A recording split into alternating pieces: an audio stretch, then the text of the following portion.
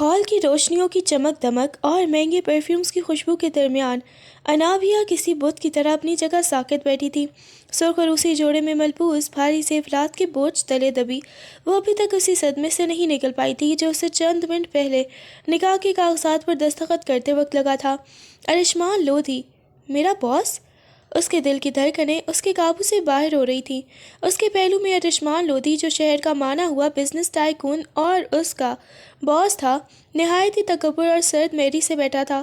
اس کے چہرے پر دلہا والی کوئی خوشی نہیں تھی، بلکہ ایک عجیب سی فاتحانہ اور حقارت آمیز مسکراہٹ تھی۔ انابیہ کے کانوں میں اپنے ارد گرد بیٹھی سہیلیوں اور کزنوں کی زہریلی سرگوشیاں ہتھوڑوں کی طرح لگ رہی تھی۔ ارے بھائی دیکھو تو ذرا، یہ لڑکی تو بڑی چالاک نکلی، زویا نے اپنے ہونٹوں پر طنزیہ مسکراہٹ سجاتے ہوئے دوسری سہیلی کے کان میں کہا، مگر آواز اتنی اونچی تھی کہ انابیہ صاف سن سکے۔ ہم تو اسے سیدھی سادھی سمجھتے تھے، یہاں تو اس نے سیدھا اپنے باس پر ڈورا ڈالا اور شادی بھی کر لی۔ شادی؟ بے وقوف ہو کیا تم؟ دوسری نے ناک چڑھاتے ہوئے جواب دیا۔ سنا نہیں تم نے؟ 50 لاکھ روپے لیے ہیں اس نے اس شادی کے لیے۔ سودا ہوا ہے سودا، باس نے اسے خریدا ہے اور اس نے خود کو بیچا ہے۔ انابیہ کا جی چاہ رہا تھا کہ وہ اپنا سینہ چاک کر کے انہیں دکھا دے کہ وہ سب سے بے خبر تھی۔ اس کی خالہ نے تو بس اتنا کہا تھا کہ لڑکا بہت امیر ہے، تمہاری زندگی سنور جائے گی۔ اسے کیا معلوم تھا کہ اسے سوارا نہیں بلکہ منڈی میں لگی کسی جنس کی طرح فروخت کر دیا گیا ہے۔ اس نے ہمت کر کے نظریں اٹھائیں اور پہلو میں بیٹھے ارشمان کی طرف دیکھا۔ ارشمان نے بھی عین اسی وقت گردن موڑ کر اسے دیکھا۔ اس کی آنکھوں میں محبت کی جگہ ایک تپش تھی، جیسے وہ اسے جلا کر راکھ کر دینا چاہتا ہو۔ مبارک ہو مس انابیہ، ارشمان نے نہایت ہی دھیمی مگر برف جیسی ٹھنڈی آواز میں اس کے کان کے پاس جھک کر کہا، یا اب مجھے آپ کو مسز ارشمان کہنا چاہیے۔ 50 لاکھ کی قیمت وصول کرنے کے بعد یہ حیرت کیسی؟ انابیہ کی حلق میں کانٹے سے چبھنے لگے۔ وہ کچھ کہنا چاہتی تھی، بتانا چاہتی تھی کہ وہ بے قصور ہے، مگر اس کے لبوں نے اس کا ساتھ نہ دیا۔ اسے احساس ہوا کہ وہ ایک ایسے جال میں پھنس چکی ہے جہاں سے واپسی کا کوئی راستہ نہیں تھا۔ رخصتی کا عمل کسی جنازے کی طرح بوجھل تھا، جہاں خوشیوں کی جگہ گیتوں کی جگہ سے نظر کے تیروں نے لے لی تھی۔ انابیہ جب گاڑی کے پچھلے حصے میں ارشمان کے برابر بیٹھی تو اسے اپنے وجود سے گھن آنے لگی۔ گاڑی شہر کی روشنیوں کو پیچھے چھوڑتی ہوئی ایک ویران اور اندھیرے راستے پر مڑ گئی تو انابیہ کا دل ڈوبنے لگا۔ اس کی نظروں کے سامنے بار بار اپنی خالہ کا وہ چہرہ گھوم رہا تھا جس پر آج تک وہ ممتا کی سائے ڈھونڈتی رہی تھی، مگر اسے کیا معلوم تھا کہ اسی خالہ نے اسے ایک قیمتی سودے کی طرح منڈی میں سجا دیا ہے۔ اس کی آنکھوں میں آنسو نہیں بلکہ اپنی خالہ کے لیے ایک گہری سیاہ نفرت ابھر رہی تھی۔ اسے یاد آ رہا تھا کہ کس طرح خالہ نے اسے دلاسے دے کر تیار کیا تھا، کیسے وہ میٹھی باتوں کے پیچھے 50 لاکھ کا زہر چھپائے ہوئے تھی۔ اسے لگ رہا تھا کہ اس کے اپنوں نے اس کی روح کا سودا کر کے اسے ایک ایسے درندے کے حوالے کر دیا ہے جو اسے چھپانے کے لیے تیار بیٹھا ہے۔ کچھ ہی دیر میں گاڑی ایک عالیشان مگر پر اسرار فارم ہاؤس کے بڑے سے گیٹ کے اندر داخل ہوئی۔ چاروں طرف پھیلی خاموشی انابیہ کو ڈرا رہی تھی۔ جیسے ہی گاڑی رکی، ارشمان نے ایک جھٹکے سے دروازہ کھولا اور نہایت ہی سختی سے اس کا ہاتھ پکڑ کر اسے باہر نکالا۔ اس کی گرفت اتنی مضبوط تھی کہ انابیہ کی کلائی میں درد کی لہریں اٹھنے لگیں۔ ارشمان اسے گھسیٹتا ہوا فارم ہاؤس کے اندر لے گیا، جہاں ہر چیز خاموش اور سرد تھی۔ انابیہ نے لرزتی ہوئی آواز میں کچھ کہنا چاہا، لیکن ارشمان کی آنکھوں میں موجود نفرت اور حقارت نے اس کے لفظ چھین لیے۔ اس نے انابیہ کو کمرے کے بیچوں بیچ لا کر جھٹک دیا، جہاں وہ اپنے بھاری عروسی جوڑے میں سمیت ہی لڑکھڑا کر فرش پر گرتے گرتے بچی۔ ارشمان نے پیچھے مڑ کر دروازے کو زور سے لاک کیا، جس کی آواز انابیہ کے دل پر کسی قید خانے کے دروازے کی طرح لگی۔ اب وہاں صرف وہ تھی، اس کا ظالم باس، اور وہ اندھیری رات جس کا اختتام اس کی زندگی کی سب سے بڑی بربادی پر ہونا تھا۔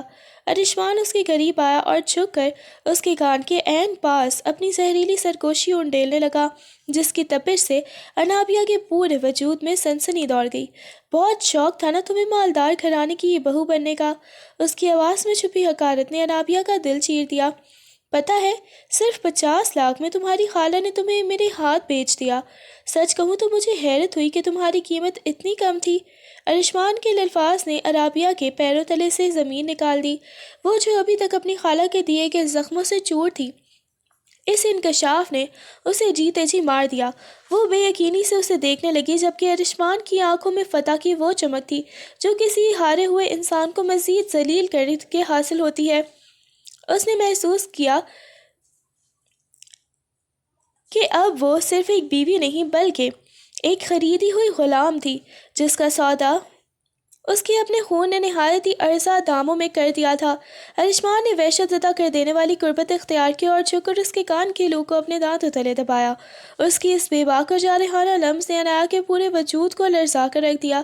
ایک خوفناک تڑپ کے ساتھ ہی اس کے بدن میں لہر کی دوڑ گئی اور اس نے پوری قوت سے ارشمان کے چوڑے سینے پر ہاتھ رکھ کر اسے خود سے دور دھکیلنے کی کوشش کی۔ چھوڑیں مجھے، دور ہٹیں۔ اس کے لبوں سے یہ نکلی گئی یہ فریاد فارم ہاؤس کی سرد دیواروں سے ٹکرا کر رہ گئی، مگر ارشمان کی گرفت کسی آہنی شکنجے کی طرح مضبوط تھی۔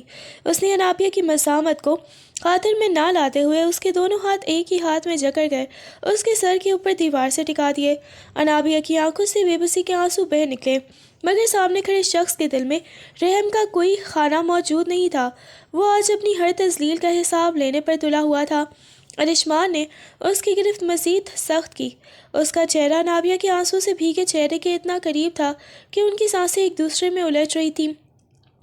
وہ ایک وحشیانہ مسکراہٹ کے ساتھ بولا، یاد ہے وہ پہلا دن جب تم آفس آئی تھی؟ میں نے جب تمہارے ساتھ ایک رات گزارنے کی پیشکش کی تھی تو تم نے بڑی پارسائی دکھائی تھی۔ تم نے میرے منہ پر تماچا مارا تھا نا؟ اس نے انابیہ کے جبڑے کو اتنی سختی سے دبوچا کہ اسے اپنی ہڈیاں چٹکتی محسوس ہوئیں۔ تمہارا وہ تھپڑ لودھی خاندان کے وارث کو لگا تھا اور میں اپنی توہین کبھی نہیں بھولتا۔ اس دن کے بعد میں نے یہ سایہ محبت کا پورا ڈرامہ رچایا۔ میں نے تمہیں یہ یقین دلایا کہ میں بدل گیا ہوں۔ میں تمہاری عزت کرتا ہوں تاکہ تم خود چل کر میرے جال میں آؤ۔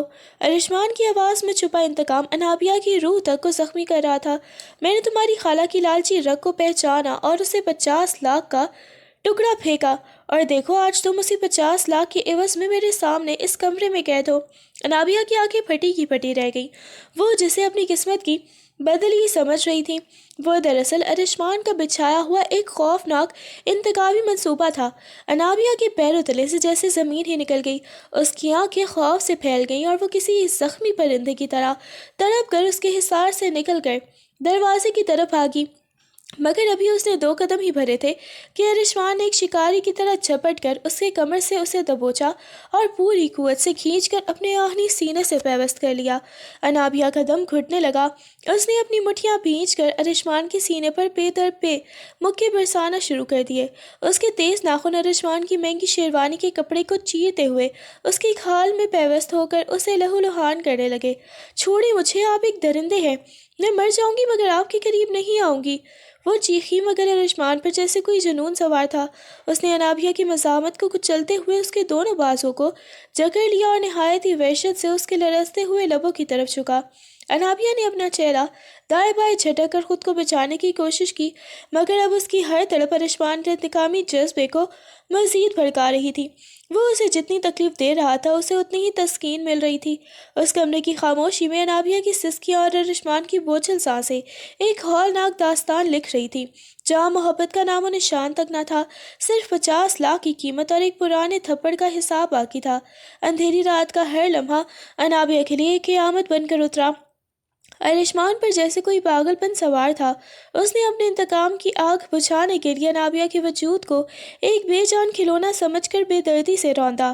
وہ پوری رات اس کے جسم اور روح کو نوچتا رہا، جہاں نہ کوئی رحم تھا اور نہ ہی کوئی انسانیت۔ انابیہ کی سسکیاں اور دہائیاں فارم ہاؤس کی ان دیواروں میں دب کر رہ گئیں جنہیں اس نے اپنی بربادی کا گواہ بنتے دیکھا۔ ارشمان نے اسے اس کی اوقات یاد دلانے کے زعم میں ہر اس حد کو پار کر لیا جو ایک انسان کو درندے سے الگ کرتی ہے۔ وہ ٹوٹتی رہی، بکھرتی رہی، مگر ارشمان کا غصہ تھا کہ ختم ہونے کا نام ہی نہیں لے رہا تھا۔ اس نے اسے صرف جسمانی طور پر ہی نہیں بلکہ اس کی انا اور خودداری کو بھی اپنے پیروں تلے کچل ڈالا۔ جیسے جیسے رات ڈھلتی گئی انابیہ کی ہمت جواب دیتی گئی اور وہ ایک زندہ لاش کی طرح اس کے رحم و کرم پر پڑی رہی۔ اسے احساس ہو رہا تھا کہ آج کی رات نے اسے اس کا سب کچھ چھین لیا ہے، اس کا مان، اس کی عزت اور اس کا وہ بھرم جو اسے اپنے آپ پر تھا۔ سورج کی پہلی کرن طلوع ہونے تک انابیہ کی زندگی کا وہ روشن باب ہمیشہ کے لیے اندھیروں میں گم ہو چکا تھا، اور ارشمان اپنی تحصیل کا حساب برابر کر کے اسے ایک ڈھیر کی طرح وہیں چھوڑ چکا تھا۔ سورج کی پہلی کرن جب کمرے کے روشن دان سے اندر آئی تو اس نے انابیہ کو فرش پر ایک لرزتی ہوئی لاش کی طرح بکھرے دیکھا۔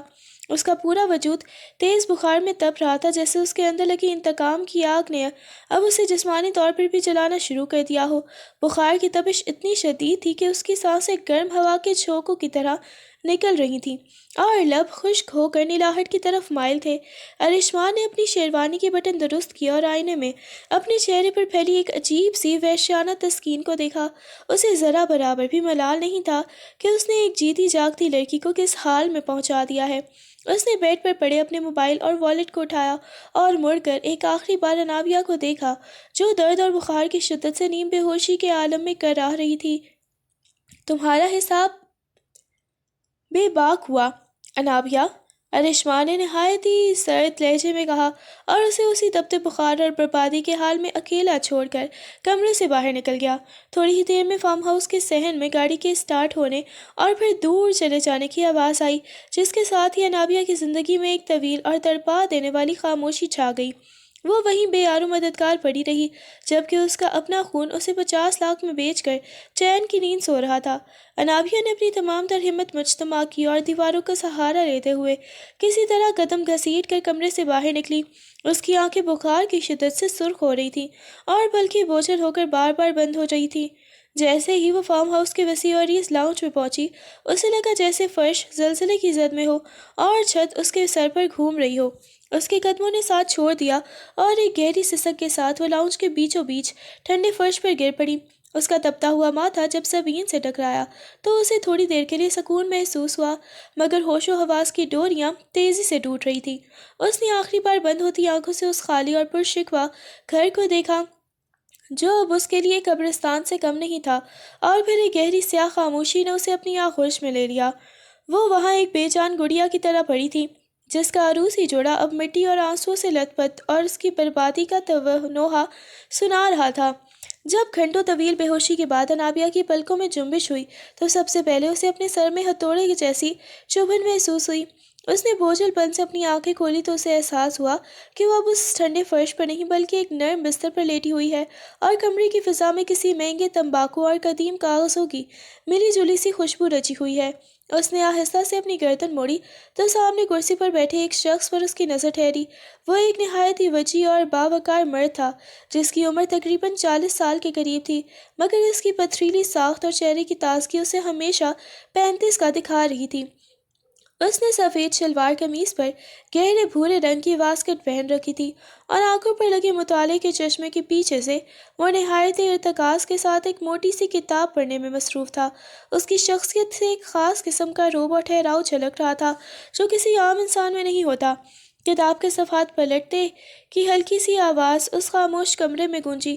جیسے ہی اسے انابیہ کی طرف سے کسی حرکت کا احساس ہوا، اس نے خاموشی سے کتاب بند کی اور چشمہ اتار کر اپنی قمیص کی جیب میں ارسا۔ اس کی گہری اور سمجھدار آنکھوں نے براہ راست انابیہ کی سوجی ہوئی اور سہمی ہوئی آنکھوں میں جھانکا۔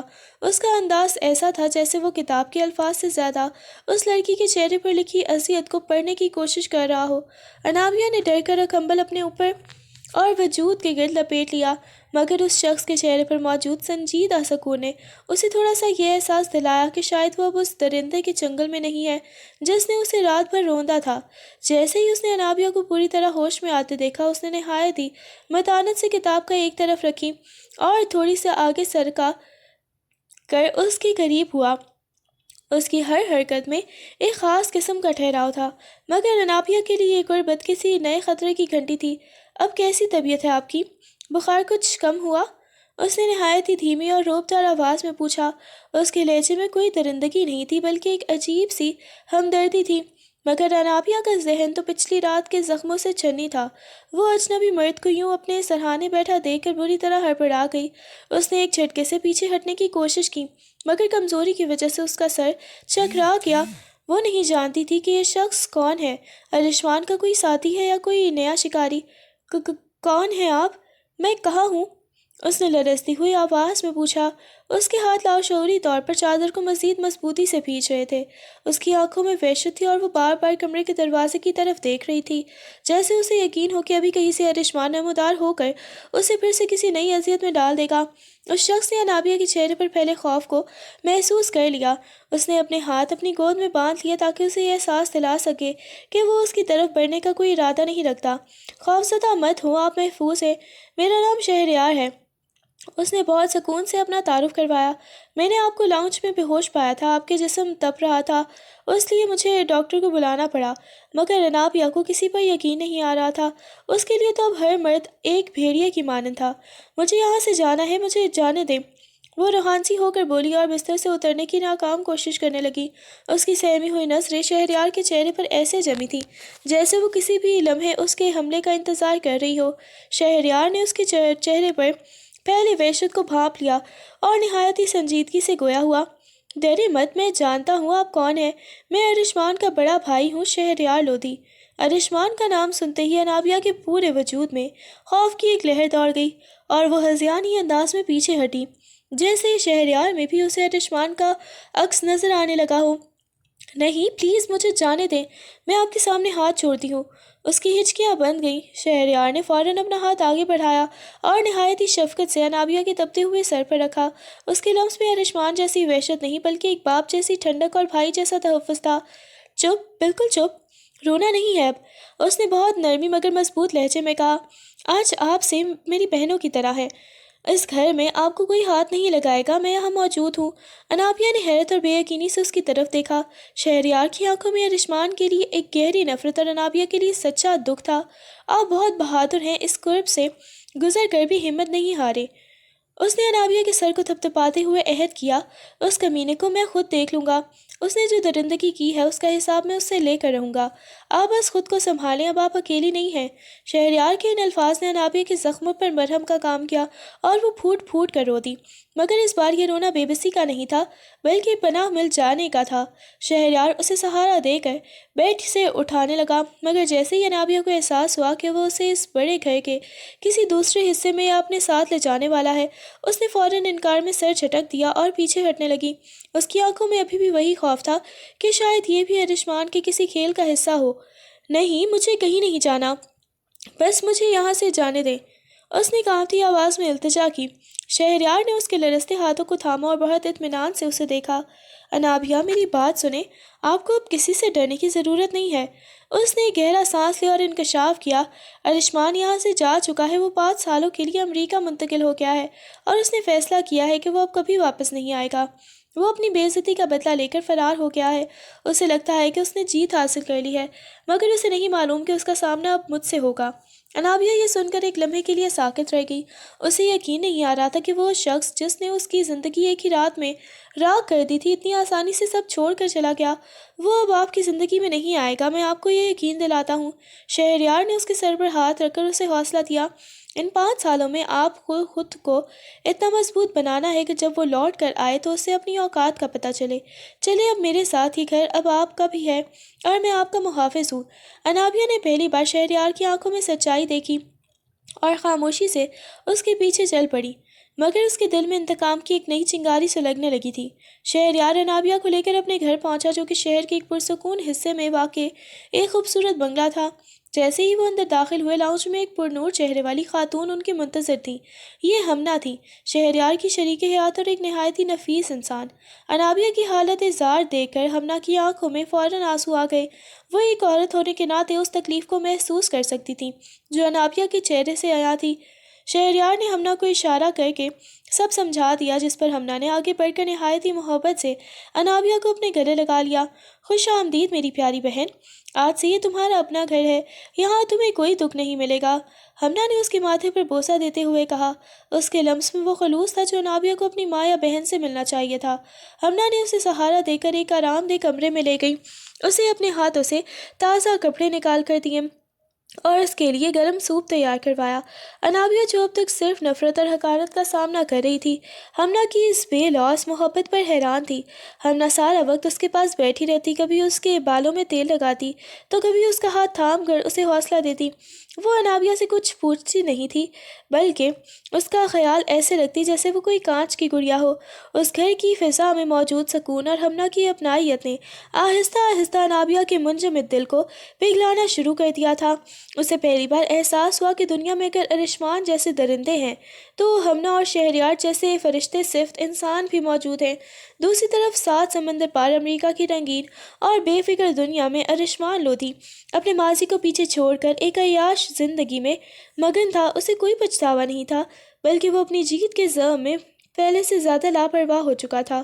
اس کے گرد ہر وقت غیر ملکی گرل فرینڈز کا جھرمٹ رہتا جو اس کی دولت اور پرکشش شخصیت کی دیوانی تھی۔ ایک رات وہ اپنے دوستوں کے ساتھ شہر کے سب سے مہنگے اور معروف نائٹ کلب میں موجود تھا۔ میوزک کی تیز دھمک، شوخ روشنیاں اور شراب کے چھلکتے جام، وہ وہاں سب کچھ تھا جو ارشمان کو اپنی انا کی تسکین کے لیے چاہیے تھا۔ وہ بلند آواز میں ہنستے ہوئے اپنے دوستوں کے ساتھ کسی بزنس ڈیل کا جشن منا رہا تھا کہ تبھی اس کی ایک خاص گرل فرینڈ جو ایک ماڈل تھی ڈانس فلور سے ہو کر اس کے پاس آئی۔ وہ نہایت ہی چست اور مختصر لباس میں ملبوس تھی اور اس نے بڑے پیار سے ارشمان کے کندھے پر ہاتھ رکھ کر اس کے کان میں کچھ کہا، لیکن جیسے ہی وہ اس کے قریب ہوئی اور اس کے بالوں کی خوشبو ارشمان کے نتنوں سے ٹکرائی، ارشمان کا جسم یکلخت منجمد ہو گیا۔ اسے ایک لمحے کے لیے لگا جیسے وہ نائٹ کلب میں نہیں بلکہ اس فارم ہاؤس کے اندھیرے کمرے میں کھڑا ہے۔ اسے اس لڑکی کے چہرے کے عکس میں انابیہ کا وہ آنسوؤں سے بھیگا ہوا تڑپتا ہوا چہرہ نظر آنے لگا، وہ معصوم آنکھیں جن میں اس کے لیے التجا تھی اس لڑکی کی مصنوعی مسکراہٹ کے پیچھے سے اسے گھورنے لگیں۔ ارشمان کو محسوس ہوا جیسے انابیہ کی وہ سسکیاں میوزک کی آواز کو چیرتی ہوئی اس کے کانوں میں گونج رہی ہیں۔ اس نے ایک جھٹکے سے اس لڑکی کا ہاتھ اپنے کندھے سے ہٹایا اور پیچھے ہٹ گیا۔ کیا ہوا ارشمان؟ لڑکی نے حیرت سے پوچھا۔ ارشمان نے اپنی پیشانی پر آیا پسینہ پوچھا۔ اس کا دل غیر معمولی طور پر تیز دھڑک رہا تھا۔ اسے سمجھ نہیں آ رہا تھا کہ وہ عورت جسے وہ ایک حقیر سودا سمجھ کر روند آیا تھا، اس کی یاد آج اس ماحول میں اس کا پیچھا کیوں کر رہی ہے۔ اس نے غصے سے اپنا گلاس میز پر پٹخا اور بغیر کچھ کہے کلب سے باہر نکل کر گیا، مگر وہ انابیہ کو وہ اپنا عکس اپنے ذہن سے مٹا نہیں پا رہا تھا۔ 2 ماہ گزر جانے کے بعد جب زندگی بظاہر ایک پرسکون ڈگر پر چلنے لگی تھی، اچانک ایک صبح انابیہ کی طبیعت بری طرح بگڑ گئی۔ وہ ابھی بیڈ سے اٹھی ہی تھی کہ اسے محسوس ہوا جیسے پورا کمرہ گھوم رہا ہو، سر میں شدید چکر آنے لگے اور فوراً ہی اسے متلی کا احساس ہوا۔ وہ بمشکل واش روم تک پہنچی جہاں اسے لگاتار قے ہونے لگی۔ اس کا چہرہ زرد پڑ گیا تھا اور نڈھال ہو کر وہ وہیں فرش کے سہارے بیٹھ گئی۔ ہمنا جو ناشتے کی میز پر انابیہ کا انتظار کر رہی تھی، اس کے کمرے سے آنے والی آوازیں سن کر گھبرا کر اندر بھاگی۔ انابیہ کو اس حال میں دیکھ کر اس کے ہاتھ پاؤں پھول گئے۔ انابیہ، کیا ہوا میری جان؟ ہمنا نے اسے سہارا دے کر اٹھایا اور واپس بیڈ پر لٹایا۔ انابیہ کی آنکھیں بند ہو رہی تھیں اور وہ بار بار اپنے سر کو تھام رہی تھی۔ ہمنا نے فوراً اس کے ماتھے پر ہاتھ رکھا تو وہ پسینے سے شرابور تھا۔ تمہارا جسم تو ٹھنڈا پڑ رہا ہے اور یہ چکر اور متلی؟ ہمنا کے ذہن میں ایک دم ایک خیال کوندا جس نے اسے اندر تک لرزا دیا۔ ایک عورت ہونے کے ناطے وہ ان علامات سے ناواقف نہیں تھی، مگر وہ دعا کر رہی تھی کہ جو وہ سوچ رہی ہے وہ سچ نہ ہو، کیونکہ وہ جانتی تھی کہ یہ بچہ ارشمان کے اس ظلم کی نشانی ہوگا جسے انابیہ بھلانے کی کوشش کر رہی ہے۔ ہمنا کی پریشانی بڑھتی ہی جا رہی تھی۔ اس نے لرزتے ہاتھوں سے فون اٹھایا تاکہ ڈاکٹر اور شہریار کو اطلاع دے سکے۔ اس کا دل ڈوب رہا تھا کہ انابیہ اس نئی حقیقت کا سامنا کیسے کرے گی۔ ہمنا کا دل کسی انہونی کے خوف سے دھڑک رہا تھا، مگر اس نے خود کو سنبھالا اور انابیہ کو سہارا دے کر گاڑی تک لے آئی۔ پورے راستے انابیہ خاموش رہی۔ اسے شاید اندازہ بھی نہیں تھا کہ اس کے وجود میں آنے والی یہ تبدیلی اس کی زندگی کا رخ بدلنے والی ہے۔ ڈاکٹر کے کلینک پہنچ کر جب ٹیسٹ کے لیے خون کا نمونہ لیا گیا تو وہ وقت ہمنا کے لیے صدیوں پر محیط ہو گیا۔ انابیہ وہیں بینچ پر سر جھکائے بیٹھی رہی، اس کی رنگت ابھی بھی پھیکی تھی۔ کچھ دیر بعد جب ڈاکٹر نے انہیں اندر بلایا تو ہمنا کے پاؤں ٹھنڈے پڑ گئے۔ مبارک ہو انابیہ بی بی، امید سے ہیں۔ ڈاکٹر نے مسکراتے ہوئے فائل ہمنا کی طرف بڑھائی۔ یہ الفاظ ہمنا کے لیے کسی بم دھماکے سے کم نہیں تھے۔ وہی ہوا جس کا اسے ڈر تھا۔ اس درندگی کی رات نے انابیہ کی کوکھ میں اپنی جڑیں جما لی تھی۔ ہمنا نے تڑپ کر انابیہ کی طرف دیکھا جس کے چہرے پر جیسے خون منجمد ہو گیا تھا۔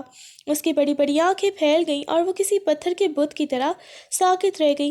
نہیں، یہ نہیں ہو سکتا۔ انابیہ کے لبوں سے ایک بے جان سی سرگوشی نکلی۔ اس کے ذہن میں ارشمان کا وہ وحشیانہ چہرہ اور وہ اذیتناک رات ایک فلم کی طرح چلنے لگی۔ وہ بچہ جو اس کی وجود کا حصہ بن رہا تھا، وہ اس کی محبت نہیں بلکہ اس کی تذلیل اور اس کے ساتھ ہونے والے ظلم کی سب سے بڑی نشانی تھا۔ ہمنا نے فوراً آگے بڑھ کر انابیہ کو اپنے سینے سے لگا لیا، جس کے ضبط کے بندھن اب ٹوٹ چکے تھے۔ شاید اللہ کو یہی منظور ہے انابیہ، ہمت مت ہارو۔ ہمنا اسے دلاسا دے رہی تھی، مگر وہ خود بھی پریشان تھی کہ یہ لڑکی جو ابھی خود کو سنبھالنے کی کوشش کر ہی رہی تھی، اب ارشمان کی اس نشانی کو کیسے قبول کرے گی۔ انابیہ کلینک کے کمرے میں بیٹھی پھوٹ پھوٹ کر رو رہی تھی، جبکہ اس کی زندگی کا سب سے کڑا امتحان اب شروع ہوا تھا۔ وقت اپنی رفتار سے گزرتا رہا اور ان 9 مہینوں میں انابیہ نے زندگی کے نئی روپ دیکھے۔ شہریار اور ہمنا نے اسے ایک لمحے کے لیے بھی احساس نہیں ہونے دیا کہ وہ اس گھر کے لیے اجنبی ہے یا اس کا بوجھ کسی گناہ کا نتیجہ ہے۔ شہریار نے جلد ہی بھانپ لیا کہ انابیہ محض ایک عام لڑکی نہیں بلکہ بلا کی ذہین اور حالات کو سمجھنے والی خاتون ہے۔ اس نے انابیہ کے ذہن کو ماضی کے قرب سے نکالنے کے لیے اسے اپنے بزنس میں شامل کرنا شروع کر دیا۔ وہ اسے روزانہ شام کو آفس کی فائلیں دکھاتا، مارکیٹ کے اتار چڑھاؤ سمجھاتا اور بزنس ڈیلز کے گر سکھاتا۔ انابیہ کی ذہانت کا یہ عالم تھا کہ وہ پیچیدہ سے پیچیدہ مسائل کا حل منٹوں میں نکال لیتی۔ شہریار اکثر کہتا، انابیہ تمہارے پاس صرف ایک قلم نہیں، ایک کامیاب بزنس مائنڈ بھی ہے، بس اسے زنگ مت لگنے دینا۔ لیکن جہاں ایک طرف وہ ایک مضبوط بزنس وومن بن رہی تھی، وہیں دوسری طرف جب وہ اپنے وجود میں ہونے والی تبدیلیوں کو محسوس کرتی تو ایک دم گھبرا جاتی۔ کبھی آدھی رات کو وہ اپنے بڑھتے ہوئے پیٹ پر ہاتھ رکھ کر ارشمان کے اس ظلم کو یاد کر کے رونے لگتی، تو کبھی آئینے میں خود کو یاد دیکھ کر اسے اپنا آپ زہریلا محسوس ہوتا۔ ایسے ہی لمحوں میں ہمنا ایک سائے کی طرح اس کے ساتھ ہوتی۔ ہمنا نے واقعی ایک ماں کا روپ دھار لیا تھا۔ جب بھی عنایا گھبراتی یا اسے متلی اور بے چینی ہوتی، ہمنا فوراً اس کے سرہانے آ بیٹھتی۔ وہ اس کا سر اپنی گود پہ رکھ کر اسے لوریاں سناتی، اسے اللہ کی مصلحتیں سمجھاتی اور اسے یہ یقین دلاتی کہ یہ بچہ صرف ارشمان کا نہیں، اس کا اپنا خون بھی ہے۔ ہمنا اس کے لیے پسندیدہ کھانے بناتی، اس کی مالش کرتی اور اسے ڈرنے سے روکتی۔ انابیہ اکثر ہمنا کے سینے سے لگ کر کہتی، آپ نہ ہوتی تو میں کب کی مر چکی ہوتی۔ ہمنا اس کے آنسو پوچھتے ہوئے کہتی، تم ایک جنگجو ہو انابیہ، اور جنگجو کبھی مرتے نہیں ہیں، وہ صرف جینا سیکھتے ہیں۔ اسی پیار اور ہمت نے انابیہ کو اس قابل بنا دیا کہ اب وہ اس آنے والی ننھی جان کا مقابلہ کرنے کے لیے بھی تیار تھی۔ بالآخر وہ گھڑی آ ہی گئی جس کا سب کو انتظار تھا۔ ہسپتال کے ٹھنڈے راہداریوں میں شہریار بے چینی سے ٹہل رہا تھا، جبکہ اندر انابیہ زندگی اور موت کی جنگ لڑ رہی تھی۔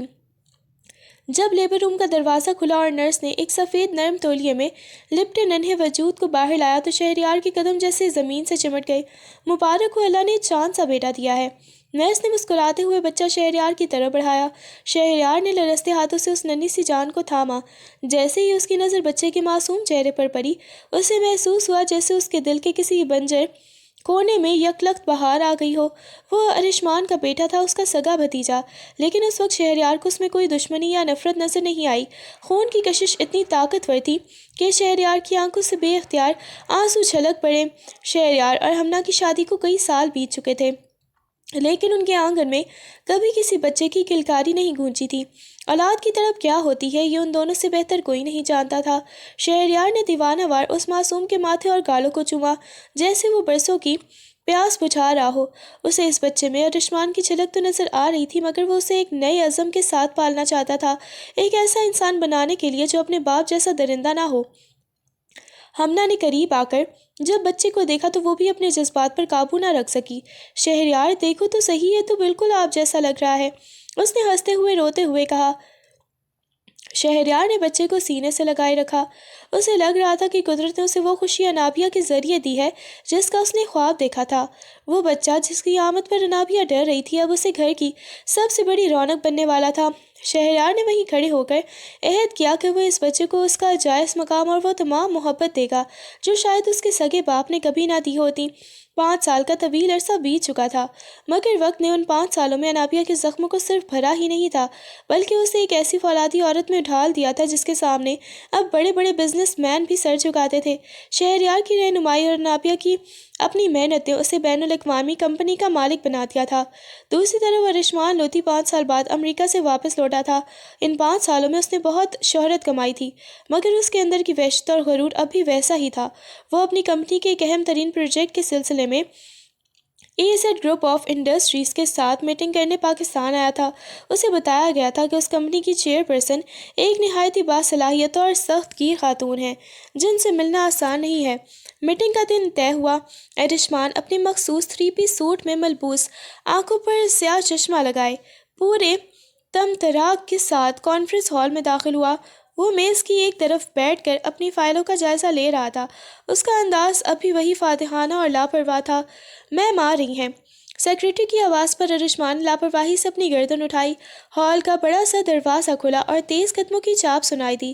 جیسے ہی وہ خاتون سامنے آئی، ارشمان کے ہاتھ سے فائل چھوٹ کر میز پر گر گئی۔ سامنے کھڑی عورت وہی تھی مگر اس کا روپ بدل چکا تھا۔ انابیہ نے ایک نفیس اور مہنگا لباس پہن رکھا تھا۔ اس کی آنکھوں میں اب وہ پرانا خوف نہیں بلکہ ایک برف جیسی ٹھنڈک اور وقار تھا۔ ارشمان کی زبان جیسے تالو سے چپک گئی ہو۔ انابیہ، اس کے لبوں سے ایک بے جان سی سرگوشی نکلی۔ انابیہ نے اسے ایسا دیکھا جیسے وہ کوئی اجنبی ہو۔ اس کے چہرے پر پہچان کا ایک بھی تاثر نہیں ابھرا۔ آئیے مسٹر ارشمان، وقت بہت قیمتی ہے، میٹنگ شروع کرتے ہیں۔ اس کی آواز میں وہی کاٹ تھی جو کبھی ارشمان کے لہجے میں ہوا کرتی تھی۔ ابھی ارشمان اس صدمے سے سنبھلا بھی نہ تھا کہ ہال کا دروازہ دوبارہ کھلا اور ایک 5 سالہ خوبصورت بچہ دوڑتا ہوا اندر آیا۔ وہ بچہ ہو بہو ارشمان کا عکس تھا، وہی نقش و نگار، وہی بالوں کا انداز۔ ماما، آپ نے کہا تھا میٹنگ کے بعد ہم پارک جائیں گے۔ بچے نے معصومیت سے انابیہ کا ہاتھ تھاما۔ ارشمان کی نظریں اس بچے پر جم کر رہ گئیں۔ اسے محسوس ہوا جیسے کسی نے اس کے سینے پر گولی مار دی ہو۔ وہ بچہ جو اس کے وجود کا حصہ تھا اس کے سامنے کھڑا اسے انکل کی نظر سے دیکھ رہا تھا اور اسے اپنی ہی ماں انابیہ کی پناہ میں ہونے پر فخر تھا۔ ارشمان لودھی، جو خود کو فاتح سمجھتا تھا، آج پہلی بار اپنی ہی اولاد اور اپنی ہی چھوڑی ہوئی خریدی گئی لڑکی کے سامنے خود کو دنیا کا سب سے ہارا ہوا انسان محسوس کر رہا تھا۔ ارشمان ہکا بکا وہیں کھڑا رہ گیا۔ اس کی زبان نے ساتھ چھوڑ دیا تھا۔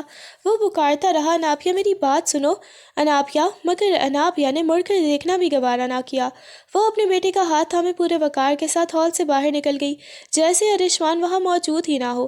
ارشمان کو اپنی سماعتوں پر بھی وہی تھپڑ گونجتا محسوس ہوا جو پرسوں پہلے اس نے کھایا تھا، مگر اس بار یہ تھپڑ اس کی روح پر لگا تھا۔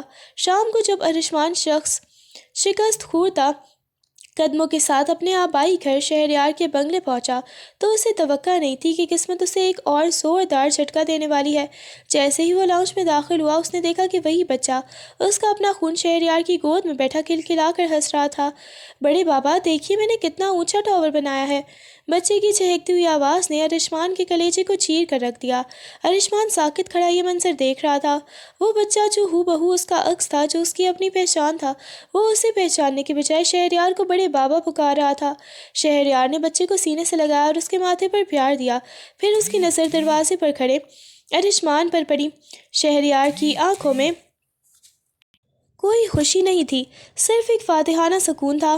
آ گئی تم ارشمان، شہریار نے نہایت ہی سرد لہجے میں کہا۔ ملو، یہ زوریز ہے، اس گھر کی جان اور میرا بیٹا۔ ارشمان لرزتی آواز میں بولا، بھائی، یہ میرا۔ اس سے پہلے کہ وہ جملہ مکمل کرتا، انابیہ سیڑھیوں سے نیچے اتری۔ اس نے ایک نظر بھی ارشمان پر نہیں ڈالی اور سیدھی زوریز کے پاس گئی۔ زوریز بیٹا، بڑے بابا کو تنگ نہیں کرتے، چلو اب کھانا کھا لیں۔ زوریز فوراً شہریار کی گود سے اترا اور ارشمان کے پاس سے ایسے گزر گیا جیسے وہ کوئی فرنیچر کا ٹکڑا ہو۔ ارشمان نے ہاتھ بڑھا کر اسے چھونا چاہا مگر اس کے ہاتھ ہوا میں ہی معلق رہ گئے۔ اسے سمجھ آ گئی تھی کہ اس نے 5 سال پہلے صرف ایک عورت کی عزت نہیں روندی تھی بلکہ اپنا مستقبل، اپنی اولاد اور اپنی انا اور اپنا حق ہمیشہ کے لیے دفن کر دیا تھا۔ وہ اپنے ہی گھر میں ایک اجنبی بن چکا تھا جہاں اس کا بیٹا کسی اور کو بابا پکار کر اسے زندہ درگور کر رہا تھا۔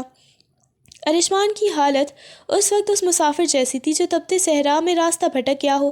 وہ بدحواس نظروں سے کبھی شہریار کو دیکھتا تو کبھی ہمنا کو، لیکن وہاں موجود ہر شخص کی خاموشی اسے دیوار سے لگا رہی تھی۔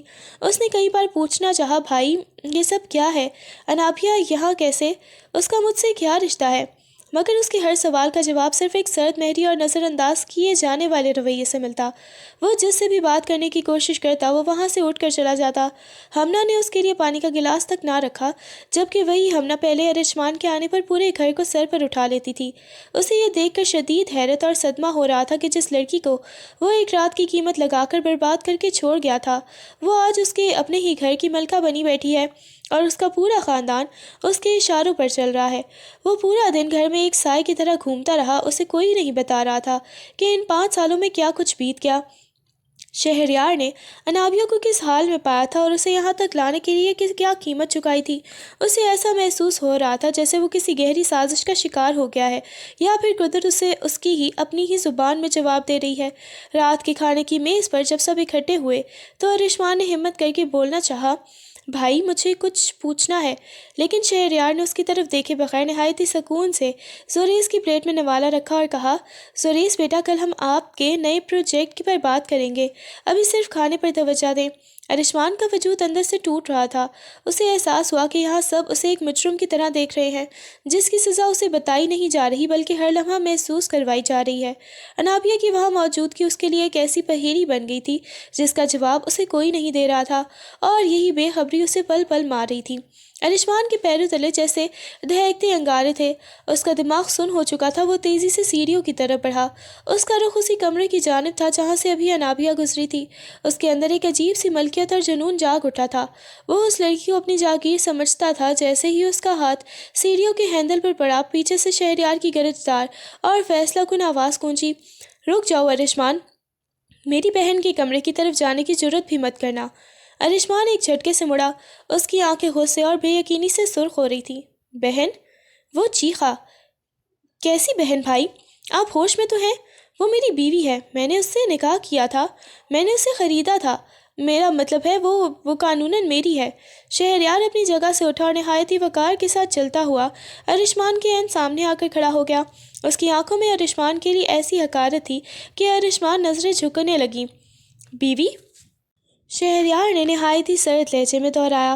بیوی وہ ہوتی ہے جسے عزت دی جائے، جس کا تحفظ کیا جائے۔ تم نے جسے بیوی کہا اسے تم نے ایک رات کی قیمت لگا کر ایک جانور کی طرح رون ڈالا تھا اور پھر مرنے کے لیے تنہا چھوڑ گئے تھے۔ وہ رشتہ تم نے اسی رات اپنے ہاتھوں سے قتل کر دیا تھا۔ شہریار نے اس کے سینے پر انگلی رکھ کر اسے پیچھے دھکیلا۔ آج وہ اس گھر کی بیٹی ہے، میری بہن ہے، اور اس کمپنی کی مالک ہے جس کے سامنے تم سودا کرنے آئے ہو۔ اگر تم نے اسے اپنی بیوی کہنے کی دوبارہ جرت کی تو یاد رکھنا لودھی خاندان کا بڑا وارث زندہ ہے، اور میں تمہارا وہ حشر کروں گا کہ تم امریکہ واپس جانے کے قابل بھی نہیں رہو گے۔ ارشمان بے بسی سے اپنے بڑے بھائی کو دیکھتا رہ گیا۔ اسے پہلی بار احساس ہوا کہ اس کے اپنے بھائی نے اسے اس کے اپنے ہی گھر میں ایک غاصب اور مجرم قرار دے کر دیوار سے لگا دیا ہے۔ آدھی رات کا سناٹا پورے گھر پر محیط تھا، لیکن ارشمان کی آنکھوں میں سے نیند کوسوں دور تھی۔ اس کے ذہن میں سوالوں کا ایک طوفان تھا اور دل میں ایک عجیب سی تڑپ۔ وہ دبے قدموں سیڑھیاں چڑھ کر اس کمرے کے سامنے پہنچا جہاں انابیہ مقیم تھی۔ شہریار کی وارننگ اس کے کانوں میں گونج رہی تھی، مگر اس کا جنون اسے رکنے نہیں دے رہا تھا۔ اس نے آہستہ سے دروازہ کھولا اور اندر داخل ہوا۔ کمرے کی فضا میں وہی مانوس اور بھینی بھینی خوشبو رچی ہوئی تھی جو اسے امریکہ کے کلب میں بھی بے چین کر گئی تھی۔ اسے لگا تھا اسے زوریس بھی وہی ملے گا، مگر بستر خالی تھا۔ بچہ شاید اپنے بڑے بابا یعنی شہریار کے پاس ہی سو گیا تھا۔ کمرے کے ایک کونے میں لیمپ کی مدھم روشنی جل رہی تھی۔ انابیہ وہاں جائے نماز پر بیٹھی تھی۔ وہ سو نہیں رہی تھی بلکہ رات کے اس پہر اپنے رب کے سامنے سجدہ ریز تھی۔ ارشمان وہیں چوکھٹ پر ٹھٹک کر رہ گیا۔ اس نے دیکھا کہ انابیہ دعا کے لیے ہاتھ اٹھائے ہوئے تھے اور اس کے گالوں پر آنسو کی لکیریں لیمپ کی روشنی میں چمک رہی تھیں۔ وہ نہایت ہی سکون اور خشوع و خضوع سے قرآن کی تلاوت کر رہی تھی۔ اس کا لہجہ اتنا پردرد اور میٹھا تھا کہ ارشمان کو محسوس ہوا جیسے اس کی روح پر برسوں سے جمی میل دھل رہی ہو۔ وہ انابیہ جسے وہ ایک رات کی قیمت لگا کر کچل کر آیا تھا، آج وہ اس کے سامنے ایک مقدس ہستی کی طرح بیٹھی تھی۔ ارشمان نے اسے پکارنا چاہا، اس کے قدموں میں گر کر معافی مانگنی چاہی، مگر انابیہ کے چہرے پر پھیلا وہ روحانی نور اور سکون دیکھ کر اس کی ہمت جواب دے گئی۔ اسے پہلی بار شدت سے احساس ہوا کہ اس نے کسی عام لڑکی کو نہیں بلکہ ایک ایسی ہستی کو دکھ پہنچایا ہے جس کا تعلق براہ راست عرش والے سے ہے۔ وہ اسے سوتا ہوا دیکھ کر شاید اپنی ملکیت جتانے کی کوشش کرتا، مگر اسے دعا اور ذکر الہی میں مگن دیکھ کر ارشمان خود کو دنیا کا سب سے حقیر اور گنہگار انسان محسوس کر رہا تھا۔ اس نے خاموشی سے پیچھے ہٹنے میں ہی عافیت جانی، کیونکہ وہ جان گیا تھا کہ اب انابیہ اس کی دسترس سے بہت دور نکل چکی ہے۔ انابیہ نے جیسے ہی سلام پھیرا، سامنے ارشمان کو اپنے قدموں میں بیٹھا دیکھ کر اس کے ہاتھ لرز گئے۔ وہ کچھ کہتی اس سے پہلے ارشمان نے ضبط کے تمام بندھن توڑ دیے۔ وہ طاقتور مرد نہیں بلکہ ایک ہارا ہوا غلام لگ رہا تھا جس کی روح زخموں سے چور تھی۔ انابیہ، اس کی آواز حلق میں پھنس رہی تھی۔ اس نے تڑپ کر انابیہ کے پاؤں تھام لیے اور اپنا سر اس کے قدموں پر رکھ دیا۔ وہ اس طرح دھاڑے مار کر رو رہا تھا کہ اس کی ہچکیوں کی آواز سے کمرے کی دیواریں لرزنے لگیں۔ سننے والے کا کلیجہ منہ کو آتا تھا۔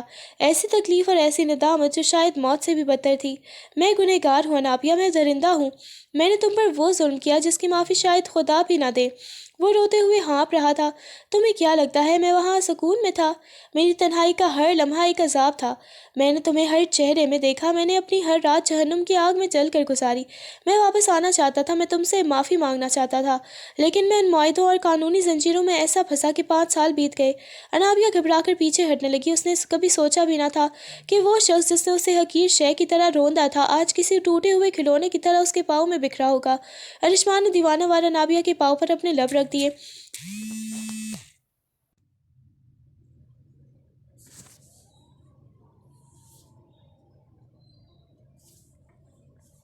تمہارا ایک ایک آنسو میرا قرض ہے، میں تمہارا مجرم ہوں۔ مجھے مار دو، مجھے ذلیل کر دو، مجھے گھر سے نکال دو، مگر مجھے اپنا غلام بنا کر رکھ لو۔ میرا بیٹا مجھے نہیں پہچانتا، میرا بھائی مجھے دیکھنا نہیں چاہتا۔ میں اجڑ گیا ہوں انابیہ، میں بالکل اکیلا رہ گیا ہوں۔ وہ اس کے قدموں میں گر کر معافی مانگ رہا تھا اور بھیک مانگ رہا تھا۔ اس کا روب، اس کا پیسہ، اس کی انا سب خاک میں مل چکی تھی۔ انابیہ اسے دیکھ رہی تھی اور حیران تھی کہ کیا یہ وہی ارشمان لودھی ہے؟ اس کی تڑپ اتنی سچی اور اذیت ناک تھی کہ انابیہ کا اپنا دل جس نے برسوں نفرت پالی تھی ایک لمحے کے لیے دہل کر رہ گیا۔ انابیہ کا دل جو 5 سالوں سے پتھر بنا ہوا تھا ارشمان کی اس بے بسی اور لرزتی آواز پر موم ہونے لگا۔ وہ درندگی کرنے والا ارشمان اور تھا، مگر اس کے قدموں میں بکھرا ہوا یہ شخص ایک ہارا ہوا جواری تھا جو اپنی زندگی کی سب سے بڑی بازی ہار چکا تھا۔ انابیہ نے لرزتے ہاتھوں سے اسے کندھوں سے تھاما اور تقریباً گھسیٹتے ہوئے اسے قدموں سے اٹھایا۔ جیسے ہی ارشمان کھڑا ہوا انابیہ نے اسے اپنے سینے سے لگا لیا۔ یہ لمس انتقام کا نہیں بلکہ ایک ایسی بخشش کا تھا جس کی امید خود ارشمان کو بھی نہیں تھی۔ انابیہ کے سینے سے لگتے ہی ارشمان کا ضبط مکمل طور پر ٹوٹ گیا۔ وہ کسی چھوٹے بچے کی طرح تھاڑے مار مار کر چلا چلا کر رونے لگا۔ اس کی چیخوں میں برسوں کا پچھتاوا، تنہائی کی اذیت اور وہ تمام گناہ شامل تھے جن کا بوجھ وہ اٹھائے پھر رہا تھا۔ اس کے رونے کی آواز اتنی دردناک تھی کہ پورے گھر کا سکون لرز اٹھا۔ کچھ ہی دیر میں قدموں کی چاپ سنائی دی اور شہریار، ہمنا اور چھوٹا زوریس پریشانی کے عالم میں کمرے میں داخل ہوئے۔ شہریار کی آنکھوں میں پہلے غصہ تھا، مگر جب اس نے اپنے بھائی کو انابیہ کے سینے سے لگ کر اس طرح بھلکتے دیکھا جس سے اس کا کلیجہ پھٹ جائے گا تو اس کا دل بھی بھر آیا۔ ہمنا نے اپنا ہاتھ اپنے منہ پر رکھ لیا، اس کی آنکھوں سے بھی آنسو جاری ہو گئے۔ زوریس جو اب تک اسے اجنبی انکل سے دور بھاگ رہا تھا اپنی ماں اور بڑے بابا کو یوں غمگین دیکھ کر سہم گیا۔ وہ آہستہ سے آگے بڑھا اور ارشمان کی قمیص کا کونا پکڑ کر معصومیت سے پوچھا، آپ کیوں رو رہے ہیں؟ مما نے ڈانٹا ہے کیا؟ زوریس کی آواز سن کر ارشمان نے تڑپ کر اسے دیکھا اور گھٹنوں کے بل بیٹھ کر اسے اپنی باہوں میں بھر لیا۔ وہ زوریس کے چھوٹے چھوٹے ہاتھوں کو چومتا رہا اور پھر شہریار کی طرف دیکھ کر صرف اتنا کہہ سکا، بھائی مجھے معاف کر دے، میں مر جاؤں گا۔ شہریار نے آگے بڑھ کر ارشمان کے سر پر ہاتھ رکھا اور اس رات اس کمرے میں موجود ہر شخص نے محسوس کیا کہ نفرت کی دیواریں گر چکی ہیں اور ایک بکھرا ہوا خاندان دوبارہ جڑنے کی سمت پہلا قدم اٹھا چکا ہے۔ شہریار نے آگے بڑھ کر ارشمان کے کندھے پر ہاتھ رکھا اور مسکراتے ہوئے زوریس کی طرف دیکھا۔ زوریس بیٹا، یہ انکل نہیں ہے، یہ آپ کے بابا ہیں۔ زوریس نے حیرت سے کبھی شہریار کو دیکھا اور کبھی ارشمان کو، پھر آہستہ سے ارشمان کے گلے میں اپنی ننھی باہیں ڈال دیں اور دبی آواز میں کہا، بابا۔ ارشمان کے لیے یہ لفظ نہیں بلکہ ایک نئی زندگی تھی۔ اس نے تڑپ کر اپنے بیٹے کو سینے سے لگایا اور اس کے ماتھے پر ان گنت بوسے دیے۔ شہریار نے ارشمان کی طرف دیکھ کر رازدارانہ لہجے میں کہا، ارشمان سچ تو یہ ہے کہ بزنس میٹنگ تو صرف ایک بہانہ تھا۔ میں نے تمہیں یہاں بلایا ہی اس لیے تھا تاکہ تم اپنی جنت اور اپنی اولاد کو پا سکو۔ میں دیکھ رہا تھا کہ انابیہ ان 5 سالوں میں کس طرح تمہاری یاد میں گھلتی رہی ہے۔ اس نے کبھی زبان سے نہیں کہا، مگر آفس میں کام کے دوران اس کی ڈائریوں اور اس کی خاموشیوں میں صرف تمہارا ہی انتظار تھا۔ اس نے زوریس کو تمہارے بارے میں سب بتایا تھا، بس آج تمہیں تمہاری غلطی کا احساس دلانے کے لیے اسے انکل کہنے کا ڈرامہ کیا گیا۔ انابیہ نے شرماتے ہوئے اپنی نظریں جھکا لی جس سے ارشمان کو یقین ہو گیا کہ نفرت کی تہوں کے نیچے اس کے لیے اب بھی وہی پرانی محبت چھپی ہوئی ہے۔ شہریار اور ہمنا نے ایک دوسرے کی طرف دیکھا اور مسکراتے ہوئے زوریس کا ہاتھ تھام کر کمرے سے باہر نکل گئے تاکہ ان دونوں کو تنہائی میسر آ سکے۔ کمرے میں اب صرف خاموشی اور جذبات کا سمندر تھا۔ ارشمان نے دھیرے سے انابیہ کے دونوں ہاتھ اپنے ہاتھوں میں لیے اور ان پر اپنے لب رکھ دیے۔ انابیہ، میں نے تمہارے ہاتھ چھین لیے تھے، تمہاری مسکراہٹ چھین لی تھی، مگر تم نے مجھے سب کچھ واپس کر دیا۔ میں اس قابل نہیں تھا، مگر تمہاری محبت نے مجھے دوبارہ انسان بنا دیا۔ انابیہ کی آنکھوں سے خوشی کے آنسو چھلک پڑے۔ اس نے ارشمان کے چہرے کو اپنے ہاتھوں کے پیالے میں بھرا اور بہت نرمی سے کہا، گزشتہ 5 سالوں میں ہر سجدے میں آپ ہی کو مانگا تھا۔ میں نے آپ کو اس دن بھی معاف کر دیا تھا جب مجھے پتہ چلا کہ میں ماں بننے والی ہوں۔ میری محبت میرے غصے سے بہت بڑی تھی۔ ارشمان نے اسے دوبارہ اپنے حصار میں لے لیا۔ آج وہ کرب، وہ اذیت اور وہ تنہائی ہمیشہ کے لیے ختم ہو گئی تھی۔ چاند کی روشنی کمرے میں پھیلی ہوئی تھی اور دور کہیں سے زوریس کے ہنسنے کی آواز آ رہی تھی جو ایک مکمل اور خوشحال مستقبل کی نوید رکھ رہی تھی۔ یہ ایک ایسی محبت کی جیت تھی جس نے گناہوں کی داغ دھو کر ایک نئی خوبصورت زندگی کی بنیاد رکھ دی تھی۔